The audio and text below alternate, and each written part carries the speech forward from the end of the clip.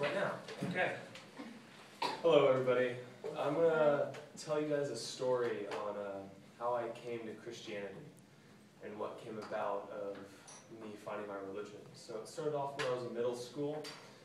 I was told I have to go visit my mom in rehab. I didn't really know what that meant at the time. I was young. I knew what it meant, but what did it mean? So I go there. I have to do school every Monday for, I think it was like 8 weeks. And so I go there, and I find out my mom has a huge drug and alcohol addiction. It was hard on me. I didn't know what that meant. I was just like, wow, this is happening. And I shut down. I had no personality. I was just in my own world.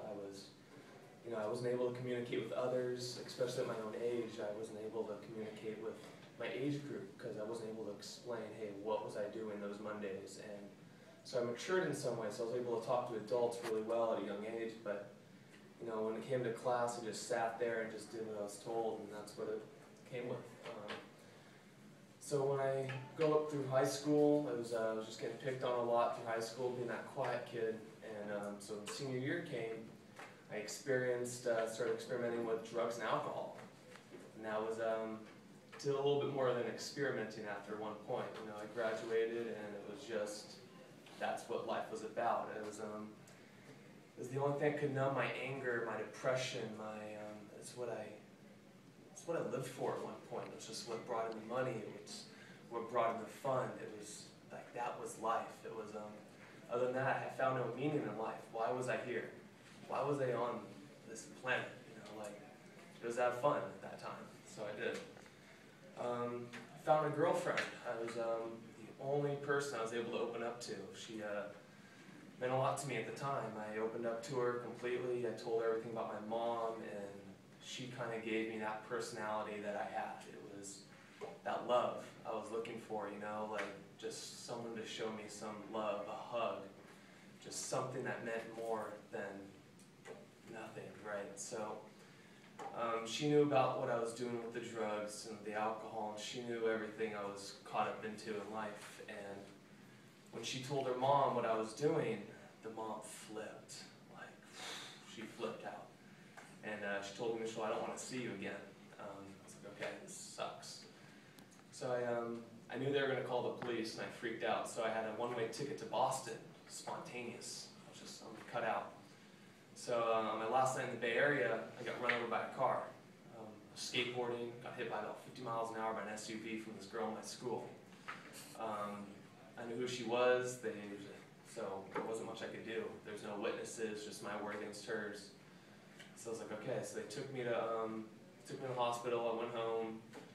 I was in bedridden for about 4 months. I couldn't move, really, and just I get a call from the police saying, hey, is this Mitchell Ryan? I'm like, yeah. We have a $10,000 warrant out for your arrest. Wow. So now I have all this emotional pain, this physical pain. I'm like, hey, this girl just sold me out. What is she, I was like, well, I got hit by a car. I got my foot pain. So my mother is just like, all this is coming up, and it's just like, wow. Didn't know what to do. So that was when I started really getting close to God. I got baptized September 2nd, 2010. It was great. I felt that was the love I was truly looking for. I got with my pastor, seeing all these people at my church were showing me love, and it was amazing. That's what love was about. And they taught me forgiveness was key. So when I really got close with my mom again, I forgave my mom. I was like, hey, Mom, I forgive you for the past. I just want to get really close with you again. And we started getting close. I was still telling her about all the court dates I was going through, and it was sad, but we got close again.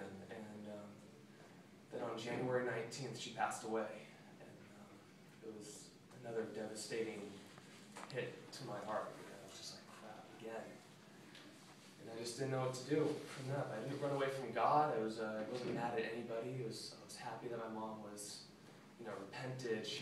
I knew she was in a better place, and that's where, I felt that love. And that's now how that brought to relationships that I'm building today. That's all I'm about, is showing love that people like myself were living my senior year, why? Let me just show them some love, some compassion. Let me be there for them. And I'm a little smarter on how I give my heart out to people, and I'm not gonna just give it to any girl, so I'm just gonna be a little bit more smarter on how I do that. So there's like a couple ways I communicate now with building relationships. Spoken by a guy, Craig Booth, from his website. I believe it might be a pastor, but it's Christians will speak only truth. You keep current. Think before talking, and you diff others. And that's basically just, help others. Thank you for listening. Thank you.